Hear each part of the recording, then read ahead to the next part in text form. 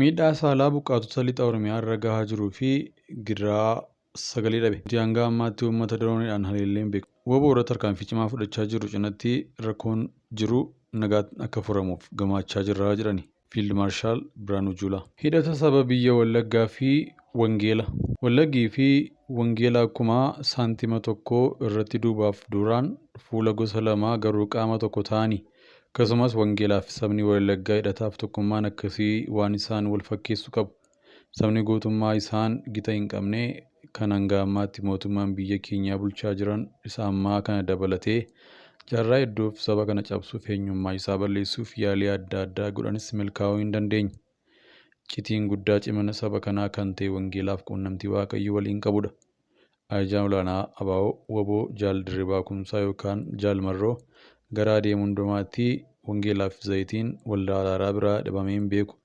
Afaan isaa irraa jechi Waaqayyo jedhus dubbii isaa keessaa dhabamee hin beeku. Loltoota bosonatti galanii saba kanaaf falmaa jiran irraa kaasee hanga beektuu addunyaa irratti beekaman baadiyyaa lixa Oromiyaa hanga USA Ameerikaatti dhaabbata guddichaa NASA raasan dhalattootni saba kanaa kan ta'an tokkoon isaanii wangeela manaa kan hin qabaanne hin jiru. Ijoolleen Wallaggaa Sumaa Finfinnee jiraatullee dilbata waldaa hin hafan. Gaafa nyaatan gaafa dhugan maqaa waaqa isaanii otoo hin waamin hin nyaatan.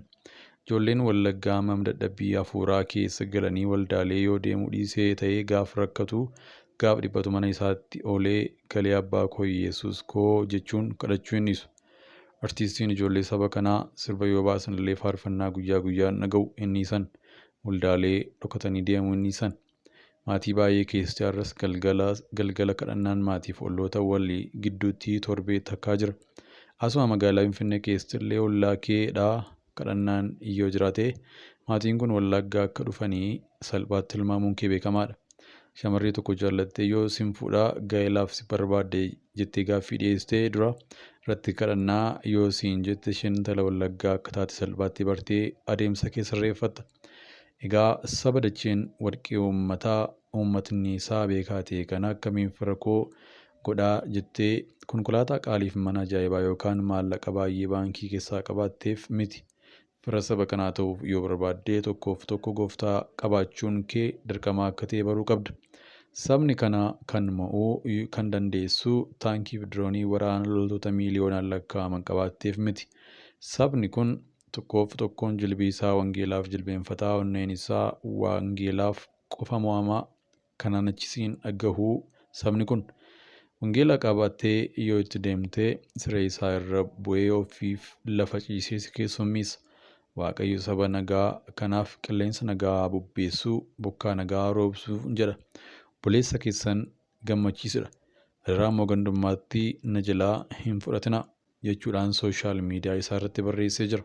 Miidhaa saala buqqaatotaa lixa Oromiyaa irra gahaa jiruu fi gidiraa sagalee dhabe. Jiraattonni godina Horroo Guduruu Wallaggaa aanaa Jaardagaa Jaartee fulbaana bara 2023 keessa haleellaa hidhattoonni faannoo naannawaa sanitti irraa deddeebiin raawwatan dhiyeessuun qe'ee isaanii irraa yeroo buqqaan jireenyaannaas maqaan kan jijjiirame haleellaa hidhattoonni raawwatan hordofee aannaan maasii boqqolloo keessa dhokachuuf yaaltus beelatti cimee tasgabbeessuuf wayita baatu harka hidhattootaa jalatti kufte.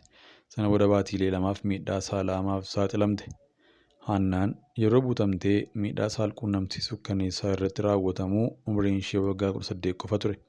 Baatii lama booda gadhiifamtus miidhaa xiinsammuu fi qaama irra ga'ee irraa damdamachuu hin dandeenye ture.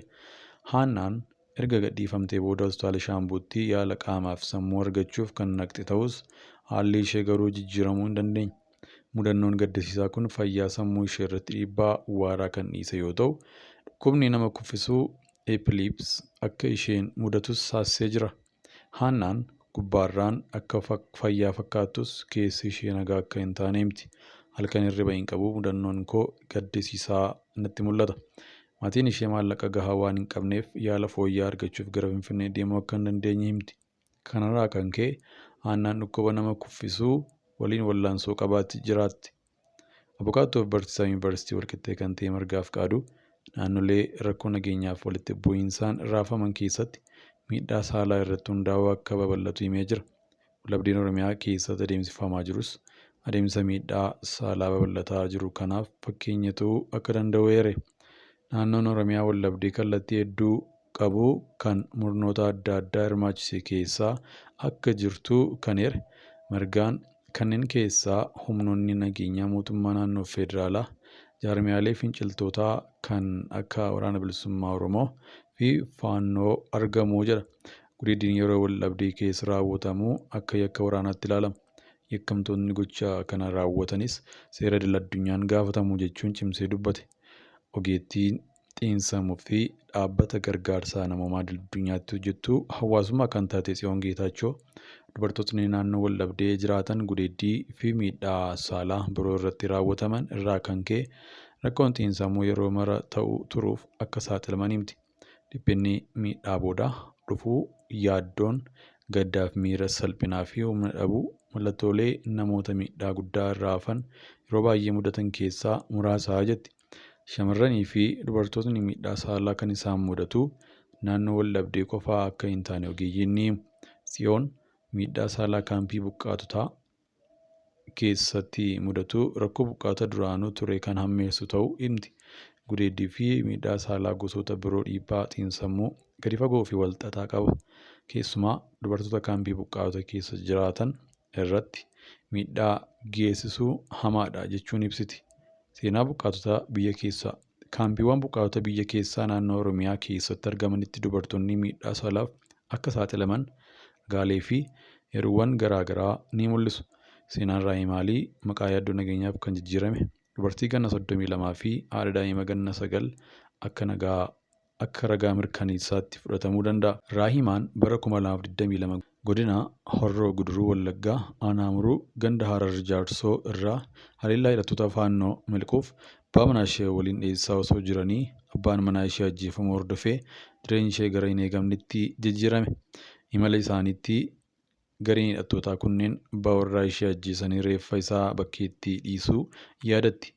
Anii fi mucaan koo sirna awwaalcha isaa irratti illee akka hin argamne dhorkamne. Dhuma irrattis aangawoonni mootummaa naannoo sanii gidduu seenanii adeemsa awwaalchaa raawwatan jette.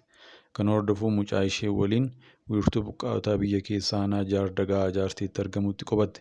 Haa ta'u malee rakkinni ishee mudate bakka biraatti jijjiiramuu kanaan hin xumuramne. Raahimaan fulbaana 2023 keessa garee dhiirotaan gudeedamte. Yeroo gareen gudeedame sanatti ulfa ji'a 3 fi guyyaa 50 ture jechuun yaadatti. Raahimaan ulfataatus kaampiin buqqaatotaa ammallee keessa jiraattu nyaata meeshaalee qulqullinaa fi kunuunsa fayyaa gahaa hin qabu. Walitti bu'iinsi naannoo Oromiyaa keessatti itti fufee jiruun qabatee qabeenya dhuunfaa fi mootummaa manneen jireenyaa dhaabbilee barnootaa, dhaabbilee yaalaa fi bu'uuraalee mootummaa barbaachisoo ta'an barbadaa'u irraa kan ka'e namoonni miiliyoonaan lakkaa'aman qe'ee fi qabeenya isaanii irraa buqqa'u. Dhaabbanni namoomaa qorannoo xibbanaa taasisee fi Addis Istaandaard ilaalee akka ibsutti yeroo ammaa kana naannoo Oromiyaa keessatti kaampii buqqaatotaa 141 kan godinaalee 11 fi aanaalee 96 keessa argamanitti buqqaatota miiliyoona 1.4 ta'an akka jiran tilmaamee jira. Buqqaatota waliigalaa keessaa kanneen 700,000 fi 53,674 ta'an godinaalee 4 Wallaggaa keessatti argamu. Addis Istaandaard lakkoolee gargaarsa namoomaa hamaa kaampiiwwan buqqaatota Oromiyaa keessatti lixa Oromiyaa keessatti argaman keessatti mul'atu hojii gargaarsaa gufachiisaa jiraachuu gabaasaa ture jira. Mootummaan buqqaatota dirqaman gara qe'ee isaanii buqqa'aniif deebisuuf yaalii taasisuu ammoo rakkoo ture irraa dabalataa ta'uun buqqaatotni kaampii keessaa ba'anii kadhaaf gara daandiitti akka ba'an taasisee jira. Rakkoon namoomaa kaampiiwwan buqqaatota keessatti mul'atu taateewwan gudeeddii fi miidhaa saalaa birootiin hammaataa dhufee jira. Raahimaarraa dabalataan Addis Istaandaard miidhamtoota biroo wiirtuuwwan buqqaatota adda addaa keessa jiraatan dubbisee jira. Isaan keessaa shamarree Asteer Tamaskeen kan maqaan jijjiirame bara darbee sababa wal-dhabdee kanaan qe'ee isheerraa buqqa'uuf dirqamtee jirti. Duraan godina Wallagga Bahaa Kiiramuu Gandaarroo keessa jiraachaa kan turte Asteer sababa rakkoo nageenyaatiin qe'ee isheerraa yeroo buqqaatu kutaa 11 barattii turte. Akkuma Kiiramuu aanaaleen biroo naannoo Amaaraatti waldaangeessan kanneen akka Abii Dongoroo, Agamsaa, Jaardagaa, Jaartee fi Amuruu giddugala buqqa'iinsaa turanii jiru. Walitti bu'iinsa hamaa hordofee Asteer buqqaatota qe'ee isheerraa buqqa'an waliin Magaalaa Shaambuu keessatti mana barumsaa gara kaampii buqqaatotaatti jijjiirame keessa qubatte. Haa ta'u malee baatii 3 booda kaampii keessa dirqamaan gudeedamte.